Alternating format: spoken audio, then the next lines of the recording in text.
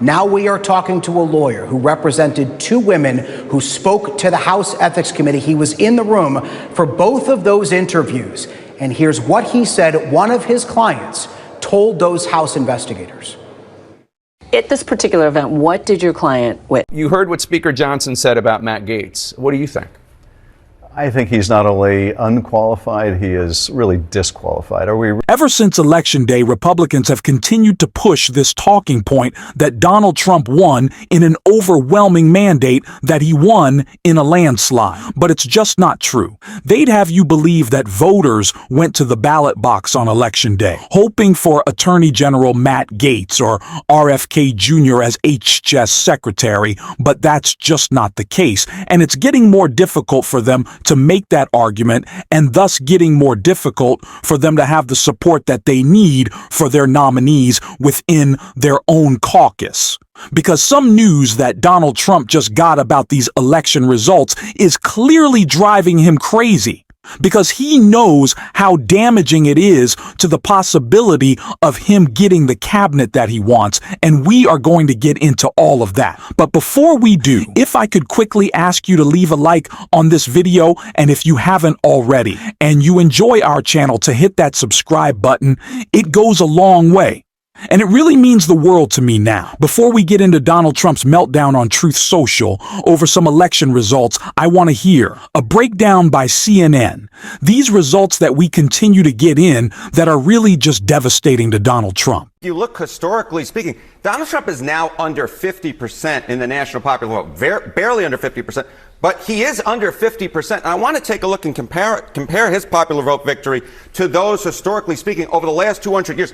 His popular vote victory ranks 44th out of 51. That ain't exactly strong. Some might argue that is weak, in the words of Tony Blair. In fact, his popular vote win at this point is the weakest, going all the way back. You have to go all the way back to 2000 to find a weaker one, a smaller popular vote victory than Donald Trump currently has. So, yeah, Trump has won the popular vote, but it ain't all that, my dear friend John Berman. You know, George W. Bush had a bigger popular vote yes. in 2004. And if you're looking at a combination of popular vote and electoral college vote, look, Obama twice correct had bigger popular vote and electoral college vote victories. And Joe Biden did as well.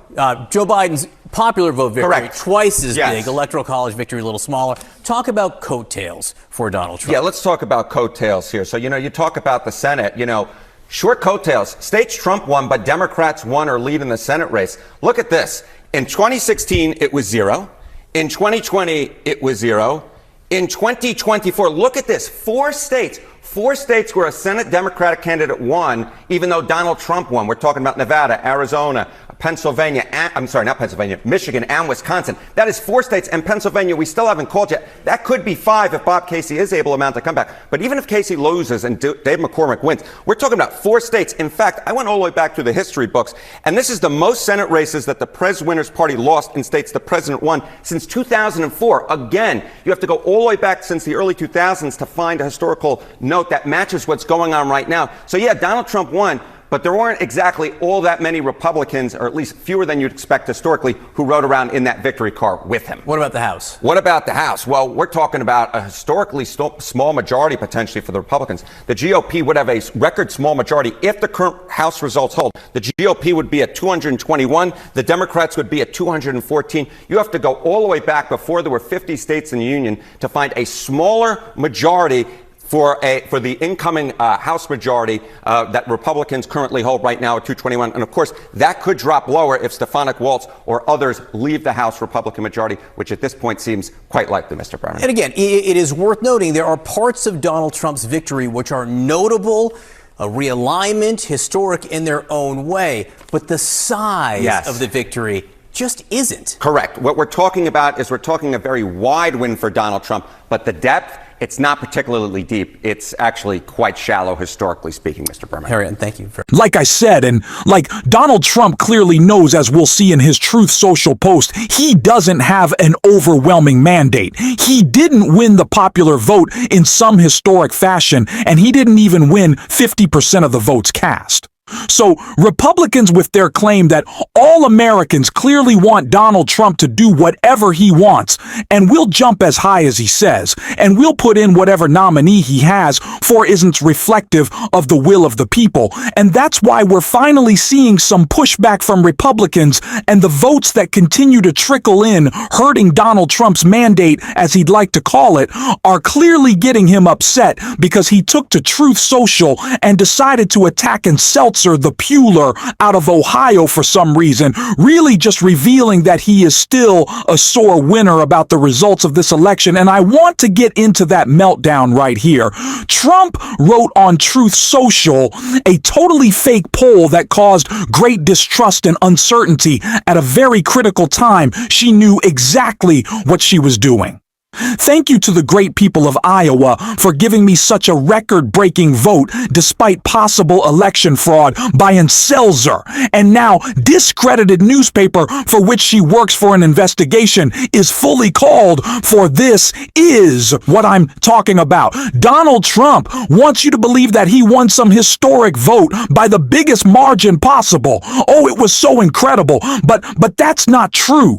And he and the rest of the Republican Party wants you to believe that. So you think that it's okay that they just ram through their cabinet nominees, that this is what America voted for, but that's just not true. And it's getting more difficult for Donald Trump to make that case when we see even Republicans coming out against Matt Gaetz, one of the nominees. He so desperately wants to be his AG, and that's driving Donald Trump crazy, especially with some new news about Matt Gaetz that we're going to get into. But before we do, let's check out this congressional republic and response to him. I'm looking at him as a member of Congress and the job that he has done here, and it has been abhorrent. I'm not the only one who thinks this way.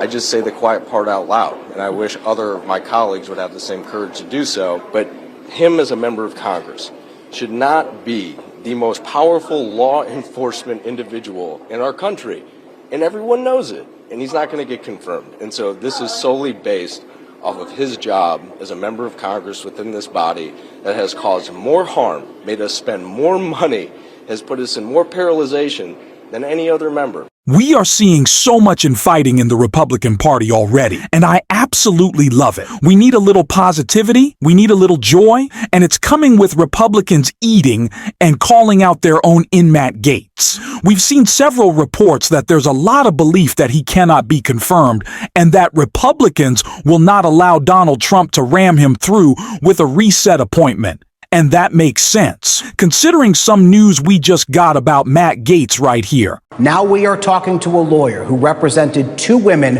who spoke to the House Ethics Committee. He was in the room for both of those interviews. And here's what he said one of his clients told those House investigators. At this particular event, what did your client witness? So she testified in July of 2017 at this house party. She was walking out to the pool area and she looked to her right and she saw Representative Gaetz having sex with her friend who was 17. Now, Matt Gaetz has denied he ever had sex with anyone under the age of 18 years old. We also know, according to sources, that a woman testified to the House Ethics Committee that Matt Gaetz had sex with her when she was 17 years old and in high school, and he was a sitting congressman. Again, Matt Gaetz has denied that. We also know that House investigators were looking into Venmo records and accusations that Matt Gaetz allegedly paid women for sex. Again, these are allegations that he denies. Here is what this attorney told our Juju Chang about that aspect of this investigation. Both of your clients testified that they were paid by Representative Gaetz to have sex. That's correct. The House was very clear about that and went through each. They essentially put the Venmo payments on the screen and asked about them. And my clients repeatedly testified, what was this payment for? Well, that was for sex. We also know this attorney says that his clients told the House committee that they witnessed parties, that there were illicit drugs allegedly there, and then, of course, that they witnessed those alleged sexual encounters that Matt Gaetz has denied. Completely devastating and totally disqualifying. Aside from the fact that Matt Gaetz has no involvement with the DOJ besides being investigated himself, this should be someone who isn't allowed in Congress. It's a good thing he's not there anymore, but to be in Trump's cabinet, incredibly crazy, and someone who did a great job calling that out was Adam Schiff right here. You heard what Speaker Johnson said about Matt Gaetz. What do you think? I think he's not only unqualified, he is really disqualified. Are we really going to have an attorney general who there's credible allegations he was involved in child sex trafficking, potential illicit drug use, obstruction of investigation, who has no experience serving in the Justice Department, only being investigated by it?